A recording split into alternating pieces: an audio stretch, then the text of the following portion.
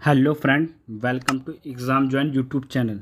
जैसे कि आप सबको पता ही है कि हमारी इतिहास की सीरीज़ चल रही है जिसमें आपको बेसिक से चीज़ों को करवाया गया है।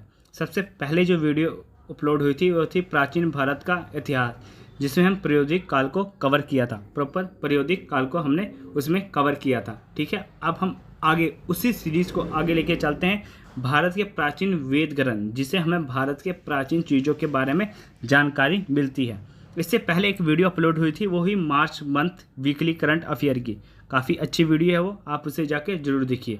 चलिए नेक्स्ट वीडियो हम कर रहे हैं आज भारतीय इतिहास के बारे में, सेकंड वीडियो। ठीक है, तो प्राचीन ग्रंथों से भी हमें काफ़ी जानकारी मिलती है। स्टार्ट करते हैं भारत के प्राचीन वेद ग्रंथ। तो देखिए कैसे कैसे इन चीज़ें को कवर करते हैं। सबसे पहले प्राचीन ग्रंथ जो है भारत के, ठीक है, इनसे हमें इतिहास के बारे में जानकारी मिलती है।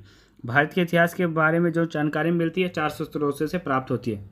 धर्म ग्रंथों के बारे में, विदेशियों का विवरण, ऐतिहासिक ग्रंथ तथा पुरातत्व संबंधी प्रमाण। ठीक है, जैसे कोई खुदाई के समय कोई चीज़ें मिल गई, किसी चीज़ के प्रमाण मिल गए, तो ये सब चीज़ें होती हैं। 4 क्षेत्रों से हमें जानकारी मिलती है। आज का जो हमारा है यह धर्म ग्रंथों के बारे में कवर करेंगे। ठीक है, अब देखते जाइए कैसे कैसे इन वीडियो को हम आगे करते हैं।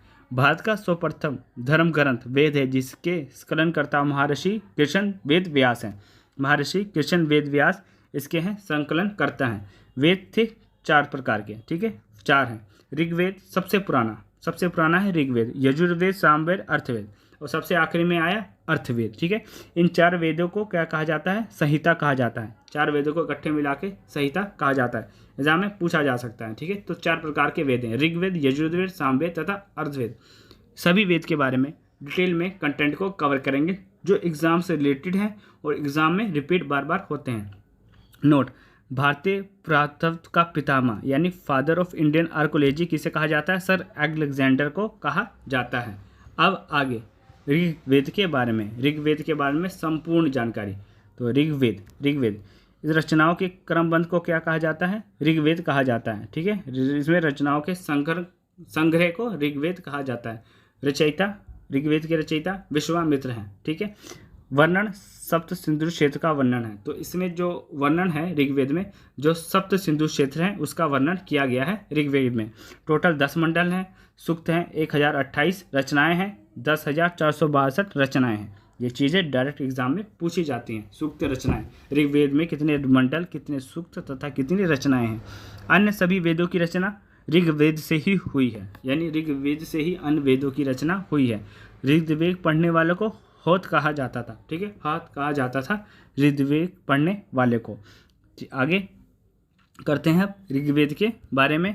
तो देख सकते हैं ऋग्वेद दुनिया का प्रथम ग्रंथ तथा धर्म ग्रंथ माना जाता है। सबसे पुराना ग्रंथ ऋग्वेद को ही माना जाता है।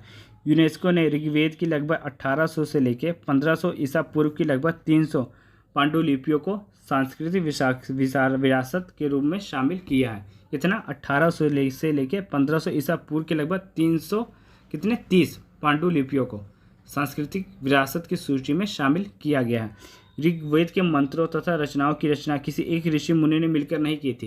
यानी जो ऋग्वेद है इसे एक ऋषि ने प्रॉपर बिल्कुल ऐसे नहीं कहा जा सकता कि हाँ लिखिए। इसमें अलग अलग ऋषि के समय विभिन्न रचनाओं के द्वारा संकलित की गई थी।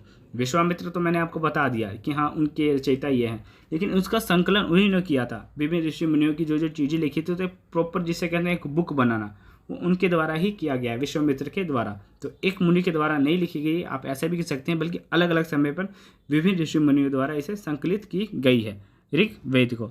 आगे इनके आर्यों के राजनीतिक प्रणाली तथा इतिहास के बारे में भी जानकारी मिलती है ऋग्वेद में। ठीक है, आगे इसमें जल, वायु, सौर, मानस और हवन चिकित्सा के बारे में जानकारी मिलती है। जल चिकित्सा, वायु चिकित्सा, सौर चिकित्सा, मानस चिकित्सा तथा हवन चिकित्सा, इनके बारे में जानकारी मिलती है ऋग्वेद में। ऋग्वेद के मंडल, जैसे मैंने आपको बताया, ऋग्वेद के टोटल मंडल के बारे में हम कवर करेंगे। ठीक है, तो पहला मनुष्य संहिता, ठीक है, दूसरा गृहस्थ मध्य है। ठीक है, आगे तीसरा क्या है? विश्वामित्र गायत्री मध्य, तीसरा है विश्वामित्र गायत्री मध्य। ठीक है, चौथा क्या है? वामदेव, जिसमें कृषि का वर्णन है। चौथा वामदेव कृषि का वर्णन है चौथे में। नेक्स्ट अब आगे पांचवा है महर्षि अंत्री ने लिखा है 5वां मंडल।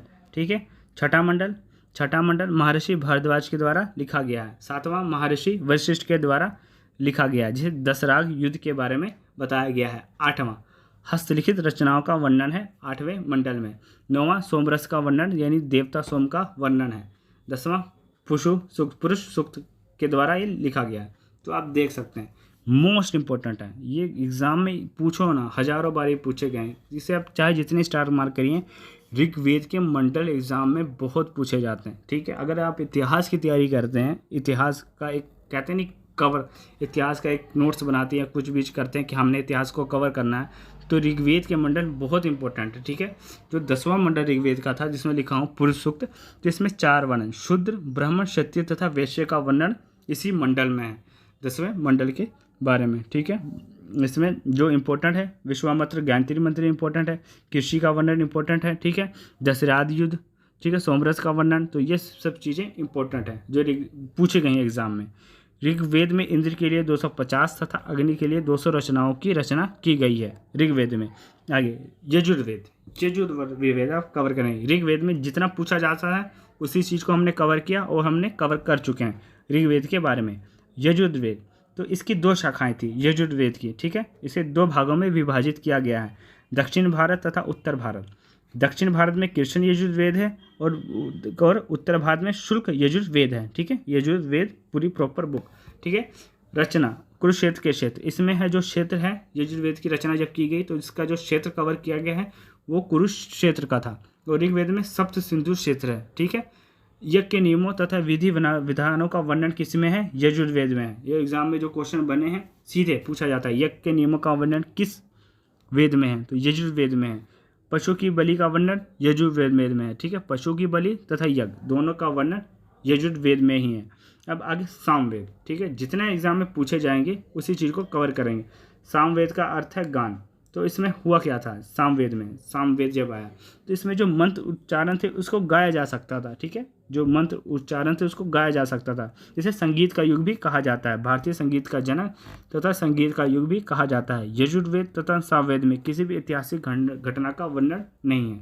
ठीक है, इसमें कोई ऐतिहासिक घटना का वर्णन नहीं है तो यजुर्वेद और सामवेद में। ठीक है, ये देखिए प्राचीन भारत का संपूर्ण इतिहास, देखिए प्रायोगिक काल, औद्योगिक काल, ऐतिहासिक काल, इतनी डिटेल में आपको ये वीडियो करवाई गई है ना। एक बार आप इसे देख लेंगे ना तो हाँ कहेंगे बगैर लाइक और सब्सक्राइब किए बगैर आप नहीं जाएंगे। इतनी अच्छी वीडियो इतनी सरल तरीके से कराई गई है, कहते नहीं जो बिल्कुल भी पढ़ा लिखा नहीं उसके लिए भी बहुत आसानी से समझ सकता है। नेक्स्ट आगे अर्थवेद संपूर्ण इतिहास आप अर्थवेद के बारे में करेंगे आगे। इसके बाद हम फिर इसी वीडियो में पुराण को कवर करेंगे कि पुराण क्या होते हैं। ठीक है, तो इसमें कुल 771 मंत्र तथा 600 पद हैं। ठीक है, अर्थवेद में। ठीक है, इसमें कुछ मंत्र ऋग्वेदिक मंत्रों से भी प्राचीन है। ऋग्वेदिक मंत्रों से भी प्राचीन मंत्र किसमें है? अर्थवेद में है। अर्थवेद कन्याओं के जन्म की निंदा करता है। अंधविश्वास का वर्णन भी किसमें है? अर्थवेद में ही है। अंधविश्वास का वर्णन पूछा गया एग्जाम में, तो पूछा ही गया था कि अंधविश्वास का वर्णन किस वेद में है, तो है अर्थवेद में ही है। ठीक है, इसमें कन्याओं के जन्म की निंदा अर्थवेद ही करता है।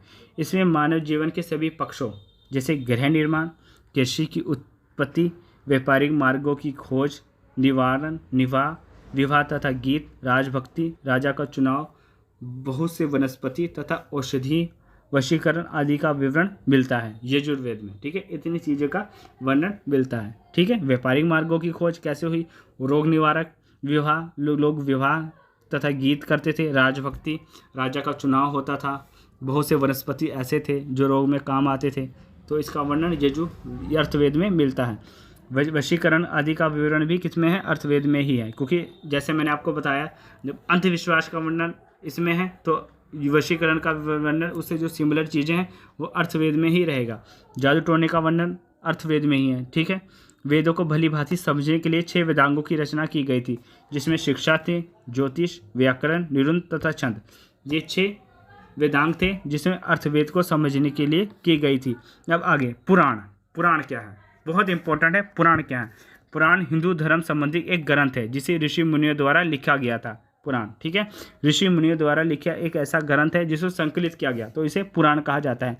यह वैदिक काल के बहुत समय के बाद के ग्रंथ है। वैदिक काल के बहुत पुराने समय के बाद के ग्रंथ है। वैदिक काल के बाद के ग्रंथ है। पुराण का शाब्दिक अर्थ है प्राचीन तथा पुराण। पुराना, ठीक है। रचना संस्कृत में हुई थी, जो पुराण की रचना हुई है वो संस्कृत में हुई थी और इसका ट्रांसलेशन मैंने आपको बताया प्राचीन तथा पुराना। कुछ पुराण क्षेत्रीय भाषा में भी लिखे गए थे, सभी संस्कृत में नहीं है, कुछ पुराण संस्कृत में भी लिखे गए हैं। यह देख सकते हैं यज्ञ पुराण, अग्नि पुराण, स्कंद पुराण, ठीक है, कर्म पुराण, ये सब चीज़ें हैं। स्त्रीय या शूद्र जिन्हें वेद पढ़ने की अनुमति नहीं थी वह पुराण सुन सकते थे। पुराण में मत्स्य पुराण सबसे प्राचीन है, ठीक है। पुराण में मत्स्य पुराण सबसे प्राचीन है। ऋग्वेद सबसे प्राचीन वेद तथा सबसे बाद का वेद अर्थवेद है, इसे माना गया है। आगे कुछ महत्वपूर्ण किताबें हैं, ठीक है। कुछ महत्वपूर्ण किताबें हम कवर करेंगे जो किसी ना किसी के द्वारा लिखी गई हैं। तो हीनयान ने लिखी कथा वस्तु, जो वो बौद्ध के जीवन पर आधारित है। आगे कल्पसूत्र ने लिखी है कल्पसूत्र जो पुस्तक है वो लिखी है जैन धर्म का प्रारंभिक इतिहास, उससे कल्पसूत्र से पता लगता है। बौद्ध धर्म का जो है वो हीनयान है, हीनयान ने लिखी है कथा वस्तु, और जैन धर्म का कल्पसूत्र है। अर्थशास्त्र के लेखक चाणक्य को माना जाता है, चाणक्य ने लिखी थी अर्थशास्त्र। आगे कल्हण ने लिखी थी राजतरंगी, कश्मीरी इतिहास के बारे में लिखी थी, ठीक है, कल्हण ने। अष्टाध्यायी के लेखक पाणिनि हैं। ऋग्वेद सबसे प्राचीन तथा सबसे बाद का ग्रंथ अर्थवेद, मैंने आपको पहले ही बताया। तो आपको ये वीडियो कैसे लगी, इसे लाइक शेयर सब्सक्राइब जरूर करें। थैंक्स।